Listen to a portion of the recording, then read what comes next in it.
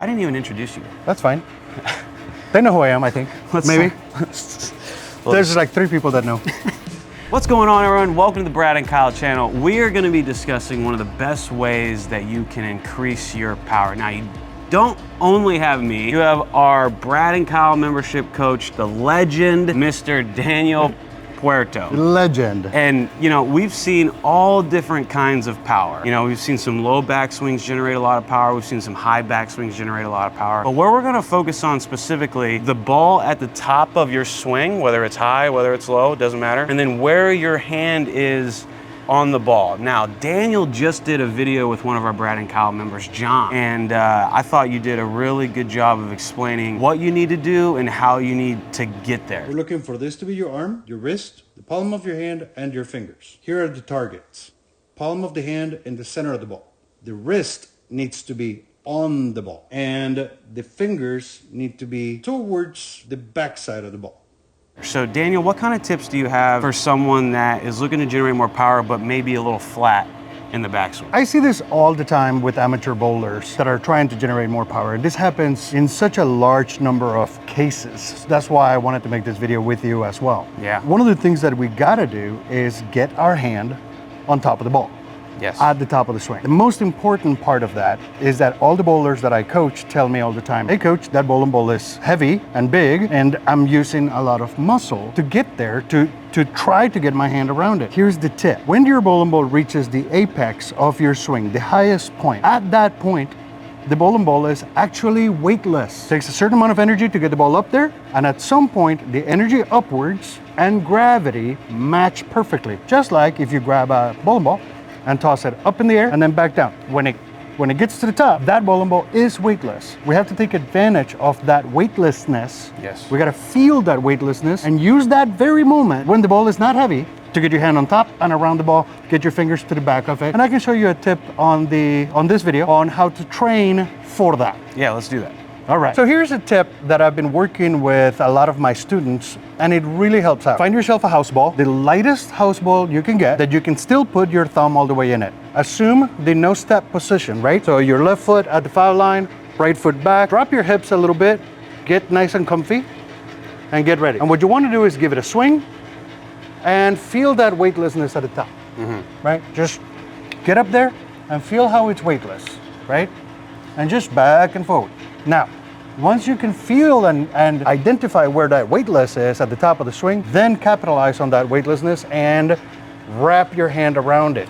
You want to get the palm of your hand over the center of the ball. You want to get your wrist to be somewhere inside the circumference of the ball. I don't know if you can see it, but what we're looking for is for the wrist to not be outside the ball, but inside the ball. Yeah, let me see. I'll put my hand in it and I'll swing it to you. So do this a bunch of times just to get the feel of the swing. Yep. And then once you get up there. Now let me show you. I'll hold the weight. You just keep your hand there. Okay. I got the weight. So what we're looking for is for the wrist to be inside the circumference of the ball. We're gonna show you a video that I made for John, Yes. our private member, where I show him on a graphic how to do it. But literally, if you draw a line through the wrist, that line needs to land in the ball, the palm in the center of the ball, and the fingers towards the back of the ball. So take a couple of swings, feel that weightlessness at the top.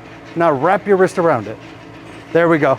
Yeah, see how you reach behind it when the ball is weightless? And it's really hard to do it here when you're throwing it back. I mean, you can keep your wrist strong here to make sure it's in a better position, but you're not doing any wrapping down here, and you don't want to do it when it's already coming down. It's so much easier to do it just when the transfer of energy actually on the other way. Yes. And that's something that I see a lot of amateur bowlers that come see us and in our membership. One of the things that I notice, they attempt to wrap the wrist behind the ball too early. So if you put yourself in this position with the wrist really, really strong, right? And at the same time, try to move the ball upwards, the result ends up being a pull.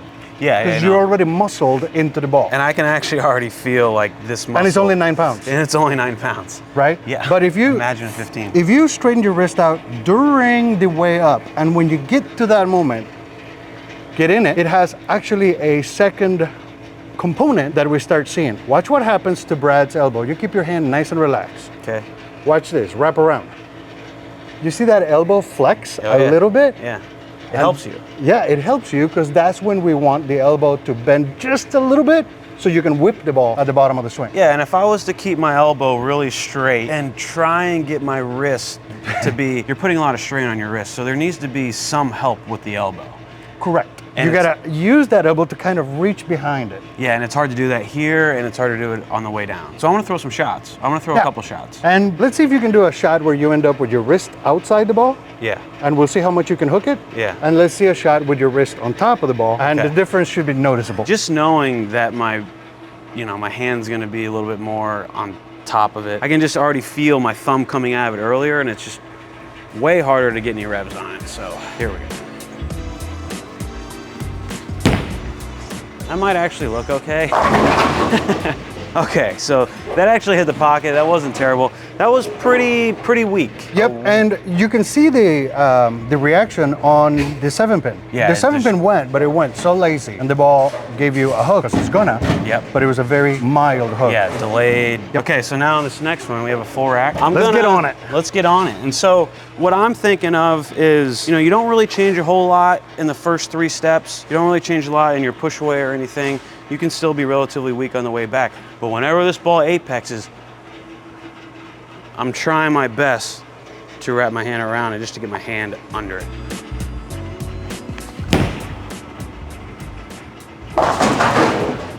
Way different, way different. The trick is simply to capitalize on the weightlessness of the ball at the top. Yeah. If it's weightless, then it should be effortless, right? Yes. Now, super important. Of course, you have to have good timing. You have to have your steps in the right position. You have to have a good power step, and you have to be solid at the line. You have to work on all of those basics before you can get to this mastery of the hand position at the top of the ball. Yeah, but you could have all those things in order, the timing step, all that stuff, but if you have a weak release, it almost doesn't matter. It almost doesn't matter, right? For all of you guys viewing this video, that's one of the reasons why the two-handed game has become so prominent in our sport, because on a two-handed style, getting your wrist and hand at the top or behind the ball, it's super easy because the ball is so close to your body. Yes. And if you wrap it around, it immediately gets your fingers, hand, and wrist towards the back of the ball. Just taking the thumb out of the ball, you can just fit the ball in your palm much better. And when you swing it, you're naturally way more behind it. So that's why when you see two-handers have all this rev rate and power, that's really the only reason. They have low back swings. They're not forceful in their swing or anything. Their hand's just in a really powerful position. Very natural to the two-handed game. And the one-handers have a hard time achieving that. This is a tip that can help you get there. All right, guys, so that's it on the video on how you can generate power. I hope you guys appreciated that. Daniel, thank you for coming on and explaining to our viewers, some very important tips on how to generate more rev and power. It's been great. And in our membership, we have so many more things than just coaching. It's been so much fun. Like all of your PBA used bowling balls and Kyle's PBA used bowling balls go to our members. Yep. Autographed, free. We do a virtual tournament every year. Free. We do giveaways in there. We had our first Brad and Kyle members reunion. Yes. Dude, it felt like family. It was amazing. Didn't it? It felt like a family reunion. It was the best weekend. Because these are just a we've bunch ever of had. people that we talk to all the time online. And then this one time a year we got together and we did a little coaching, a little clinic, a little tournament, a little lunch, a little breakfast. Everything was super. If you're thinking about it and you want to get serious and get help with your game at your fingertips from your phone, pretty much immediately, this is the way to go. Yeah, and that link is in the description below. So bradandkylecoaching.com. They'll take you to the website to sign up, and we would love to have you. It's a wonderful, wonderful community. Everyone's looking to get better. And we have Coach Daniel. The legend, right? Name a better coach out there. Oh, I can. Who? After the video. All right, guys. We appreciate you. Thank We'll you. see ya.